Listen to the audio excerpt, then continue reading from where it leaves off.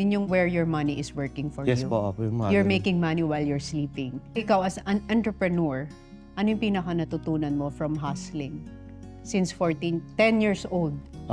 Pinatutunan ko po, everything happens for a reason. Yan yung palagi ko pong tagline. Kung di mo man alam yung reason kung ba't nangyayari sa yung bagay na to, ba't ka nag-fail sa bagay na to, lagi mo tatandaan na mas okay na nagtatry ka kaysa hindi ka nagtatry. Kasi pag di ka nagtatry, wala ka talagang chance. The end of the day kasi, ikaw yung magmamanage ng buhay mo, hindi naman ibang tao eh. You need to live your life for yourself, not for others eh. So, mas lalo kang mahihirapan pag ginagawa mo to kasi ang tingin sa'yo ng tao ganito. Dapat ginagawa mo to kasi ito yung hilig mo. Kasi a person who is enjoying what he or she is doing is a happy person. Yes. Hindi ka magiging toxic kasama. Yes.